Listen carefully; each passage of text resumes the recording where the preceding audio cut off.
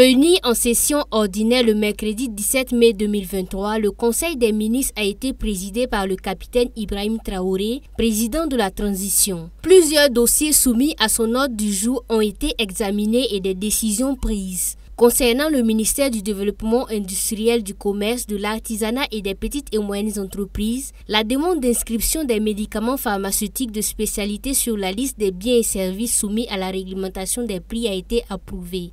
Désormais, les prix de ces produits ne seront plus fixés de façon exorbitante. En matière de produits de santé, il y a deux types de médicaments. Vous avez les médicaments essentiels génériques et les médicaments de spécialité. Si pour le premier cas de médicaments, notamment ceux essentiels génériques, les prix sont réglementés, pour le deuxième cas de médicaments, ceux de spécialité et les copies de spécialisation, c'était les lois du marché qui étaient appliquées ici pour la fixation des prix.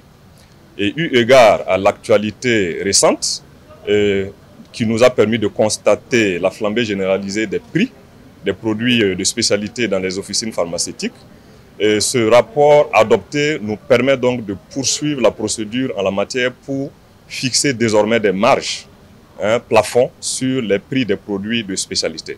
D'autre part, le Conseil a adopté le plan de réponse et de soutien aux populations vulnérables à l'insécurité alimentaire et à la malnutrition pour l'année 2023 au titre du ministère de l'Agriculture, des Ressources animales et halieutiques. D'un coût de plus de 215 milliards de francs CFA, environ 70% des fonds ont été déjà mobilisés à ce jour. Ce plan vise à soutenir les personnes les plus vulnérables afin qu'ils puissent avoir accès à une alimentation saine, variée, diversifiée. Nous espérons qu'avec son adoption, des personnes et des institutions pourront accompagner le Burkina Faso pour boucler le budget afin d'apporter une réponse appropriée aux problèmes d'insécurité alimentaire et de malnutrition.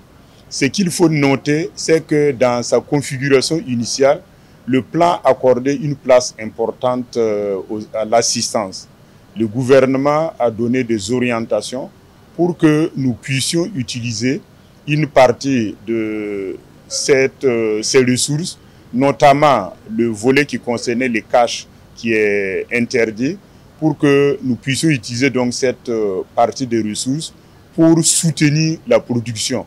Il est essentiel d'aller dans ce sens, parce que si nous avons une production suffisante, on n'aura plus besoin d'assistance. Pour le compte du ministère de la Justice et des Droits humains chargé des relations avec les institutions, un projet de décret relatif au casier judiciaire central a été adopté. Cette centralisation du casier judiciaire permettra d'avoir non seulement un document fiable avec la centralisation des informations sur les personnes condamnées, mais rapprochera la justice des justiciables. Actuellement, il faut se déplacer au tribunal du lieu de naissance pour pouvoir se faire délivrer un casier judiciaire.